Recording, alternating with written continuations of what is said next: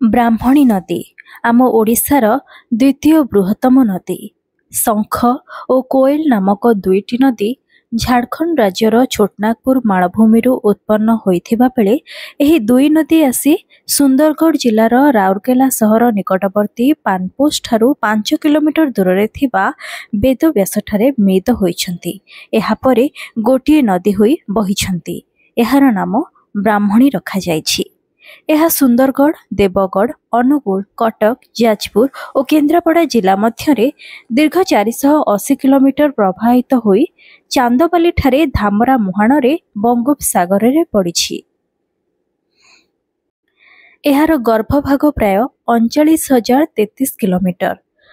ब्राह्मणी नदी उपरे कांसबाहाल ठारे मंदिरा डैम और पानपोषर सनिकट रे तरकेरा ठारे ब्यारेज निर्माण होई राउरकेला इस्पात कारखाना को सदा सर्वदा जल जोगाण हेउछि। 1986 मसीह रेंगाली डैम निर्माण होई 250 मेगावाट विद्युत उत्पादन हेउछि। एबे जानिबा एही ब्राह्मणी नदी को नहीं आम किंबदंती कौन कुहे। प्रकृत में ब्राह्मणी नदीर उत्पत्ति पछरे एक बड़ धार्मिक कारण रही। चलतु जानिबा से विषय। ए विषय राउरकेला सहर सह अंगाअंगी भावे जड़ित होई रही। पौराणिक इतिहासर गंताघर राउरकेला सहर। एठी कथा कुहे माटी, पानी और पवन। पौराणिक गाथा सह अंगाअंगी भावे जड़ित इस्पात नगर। एठारे रही अनेक पौराणिक ऐतिहासिक स्थली। पौराणिक कथा अनुसार एठारे शंख, कोयल एवं सरस्वती नदी मिसी सृष्टि होईछि त्रिवेणी संगम।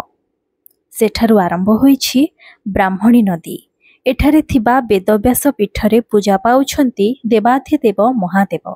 एहाको महामुनि व्यासदेवଙ୍କ जन्मस्थान बोली मध्य कुहाଯାଏ। महाभारतर रचना एइठी ही करा जाइथिला। व्यासदेव महाभारत कहुथिले ओ गणेश लेखुथिले।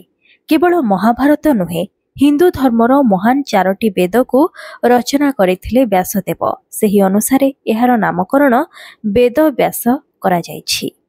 वेदव्यास पीठर इतिहास चलंतु एबे जानिबा। वेदव्यास पीठरे नदी, जंगल एवं दशराजगढ़ नामक एक छोट अंचल द्वारा घेरी रहिथिला। एठारे थिबा पहाड़र नाम थिला महावीर पहाड़।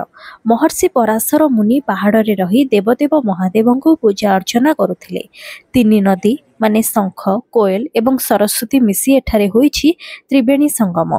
लोककथा एवं इतिहास अनुଯାयी महर्षि पराशर एही पहाड़रे महादेवଙ୍କୁ पूजा अर्चना सह तपस्या करी फेरुथिबा बेले नदी घाटरे रही नदी पारी हेबा पई धीवर राजाଙ୍କୁ डाकिथिले। किंतु से असुस्थ थिबारु तांकर कन्या मत्स्यगंधाଙ୍କୁ पराशरଙ୍କୁ नदी पार करिबा पई पठाइथिले। एहा परे महर्षि को डंगारे बसाई मत्स्यगंधा नदी आरपारी को नेउथिले। हठात शून्यरु आकाशवाणी हेला जे एही मत्स्यगंधा नामक कन्यार गर्भरु जेउ पुत्र जात हेब से रचिब महाभारत बा अष्टादश पुराण। वेदव्यास पीठरे जन्म नेइथिले व्यासदेव। पौराणिक मत अनुसार महर्षि पराशर और मत्स्यगंधांकर मिलन होइथिला। सेठारु एक छोट द्वीप उपरे जन्म होइथिले व्यासदेव। रंग कृष्णकाय एवं द्वीप उपरे जन्म होइथिबारु तांको नाम रखा जाइथिला कृष्ण द्वैपायन। एहा परे मत्स्यगंधा कन्याଙ୍କୁ महर्षि वरदान देले जे आजिठु तुमे हेउछ जणे ब्राह्मणी। आउ एही संगम स्थलरू जाइथिबा नदी जे पर्यंत बही जाइछि ताहाको तुमरी नामरे लोके चिन्हिबे। एहा परे एही नदीर नाम ब्राह्मणी रहिला।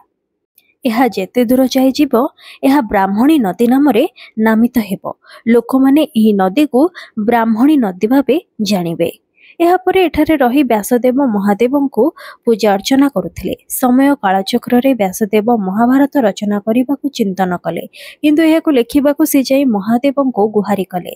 एही वेदव्यास पीठरे महाभारत शेषरे लेखागला। गुहारी सुनिबा क्रमे देवाधिदेव महादेव श्री गणेशଙ୍କୁ एठाकू पठाइथिले।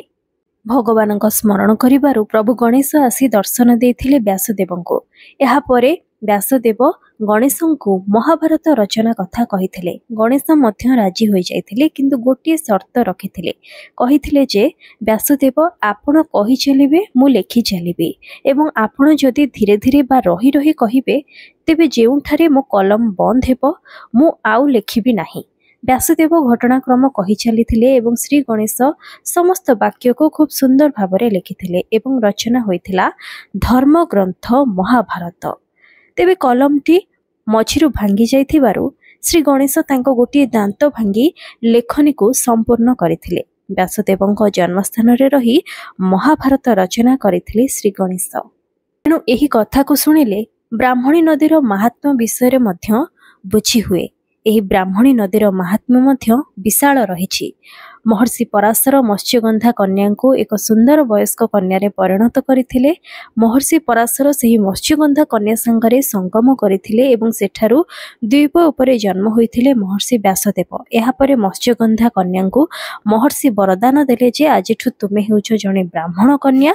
जे पर्यंत एही पवित्र त्रिवेणी संगम जाइछि ताहाकु तुमरी नाम अनुसार ब्राह्मणी नदी बोली लोके जानिबे। एहा परे एही नदीर नाम रहिछि ब्राह्मणी नदी।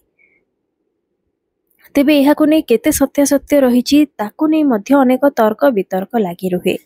तेबे गोटे तर्क सबुबेले आसी थाए जे वेदव्यास ठारे महाभारत रचना होइतिबा कथा केते सत्यासत्य। एहारी मध्यरे रहितिबा पौराणिक इतिहास एवं एही स्थान रे थिबा भौगोलिक स्थिति अनुसार वेदव्यास ठारे महाभारत रचना होइछि बोली दाबी होई आसुछि। एहाकु दाबी कर कहिसंती एठारे पूर्व पुरुषरु पूजा करुथिबा पूजक। तेबे आशा अछि एबे आपण जानि सारिथिबे आम राज्य रे बहिथिबा ब्राह्मणी नदी पछरे कोन धार्मिक कारण रहिछि। ब्राह्मणी नदी को नहीं थिबा आजिर एही इन्फॉर्मेशन टी जदि आपनको भल लागिछि तेबे एहाकु लाइक करंतु एवं खूब मात्रा रे शेयर करंतु। वीडियोटी आपनको किभଳି लागिला मते कमेंट रे निहाती जणाइबे। आम देश दुनिया राज्य तथा जिला सह जड़ित एभଳି अनेक इन्फॉर्मेटिव वीडियो जदि आपण देखिबाकू चाहुछंती ताहाले आज ही मो चैनल सह जोड़ी हुअन्तु एवं आपण केउ केउ टॉपिक विषय रे जानिबाकू चाहुछंती से विषय रे मध्य कमेंट माध्यम रे मते जणान्तु।